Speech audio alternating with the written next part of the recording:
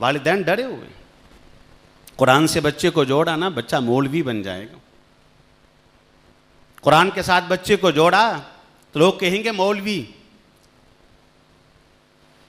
میں آپ کو بتاؤں, یہ دنیا جہاں میں اور آپ بستے ہیں, ہم اپنی آنکھوں سے مشاہدہ کرتے ہیں, یہ دنیا تضادات کا مجموعہ.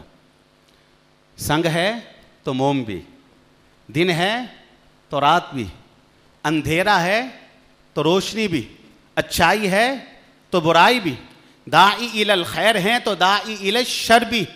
ایک چیز کی حکمت اور فلسفہ اسی وقت سمجھ میں آتا ہے جب اس کی کوئی دوسری ضد موجود ہو. بیماری نہ ہوتی تو صحت کی قدر کون کرتا؟ موت نہ ہوتی تو زندگی کی حفاظت کون کرتا؟ خزاں نہ ہوتی تو بہار کی قدر کیسے ہوتی؟ کانٹے نہ ہوتے تو پھولوں کی توقیر کون کرتا؟ جہالت نہ ہوتی تو حصول علم کے لیے انسان اتنی مشکلات برداشت کیوں کرتا؟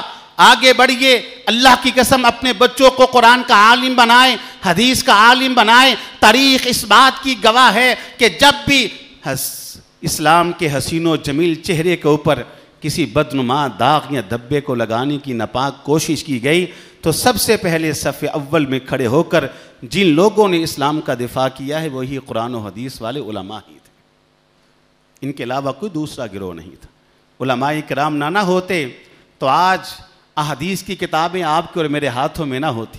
علماء کرام کا وجود نہ ہوتا تو آج تفاسیر کی کتابیں میرے اور آپ کے ہاتھوں میں نہ ہوتی. علماء کرام کا گروہ نہ ہوتا, محرفین کو تحریف دانی سے روکنے والا کوئی نہ ہوتا. علماء کرام کا مقدس گروہ نہ ہوتا تو کاتمین حق کو کتمان حق سے روکنے والا کوئی نہ ہوتا. علماء کرام کا مقدس گروہ نہ ہوتا, کسی ملحد کو الحاد سے روکنے والا کوئی نہ ہوتا. علماء کرام کا مقدس گروہ نہ ہوتا, کسی بدعتی کو دین میں بدعت ایجاد کرنے سے روکنے والا کوئی نہ ہوتا. تاریخ اس بات کی گواہ ہے کہ اس بر صغیر پاک و ہند کے اندر جب عیسائیوں نے عیسائی مشینری کے تحت اسلامی عقائد کو بگاڑنے کی ناپاک کوشش کی تو کون تھے کہ جنہوں نے انگریز کی نگاہوں میں نگاہیں ڈالتی, اپنے سینے کو چوڑا کر کر ان کے سامنے آہنی دیوان بن کے کھڑے ہوئے؟ وہ اس امت کے علماء ہی کرام ہی تھے. اگر یقین نہیں آتا تو جائیے بالا کوٹ کے سنگریزوں سے پوچھئے شاہ اسماعیل شہید کون تھے, سید احمد شہید کون تھے. مالٹا کی درو دیوار سے پوچھئے محمد یحییٰ علی کون تھے. کالے پانی سے پوچھئے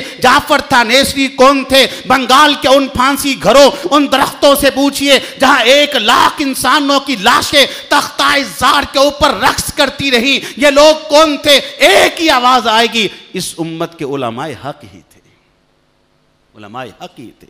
قرآن سے دور کرتے رہے. یاد رکھیے, میں ایجوکیشن کے خلاف نہیں ہوں, میں تعلیم کے خلاف نہیں ہوں, میں ٹیکنالوجی کے خلاف نہیں ہوں, میں سائنس کے خلاف نہیں ہوں, میں میڈیکل کے خلاف نہیں ہوں, بلکہ ہم تو چاہتے ہیں کہ میڈیکل کے اندر مسلمانوں کو گھوڑوں سے بڑھ کے ترقی کرنی چاہیے, بلکہ ہم تو کہتے ہیں سائنس کے اندر مسلمانوں کو گھوڑوں سے آگے نکلنا چاہیے, مسلمانوں کو ہر میدان کے اندر ان سے آگے بڑھنا چاہیے. لیکن یاد رکھیے گا, میڈیکل کو حیثیت ثانوی دو, ٹیکنالوجی کو حیثیت ثانوی دو, سائنس کو حیثیت ثانوی دو, اول حیثیت مجھے اور آپ کو قرآن اور حدیث کو دینی چاہیے.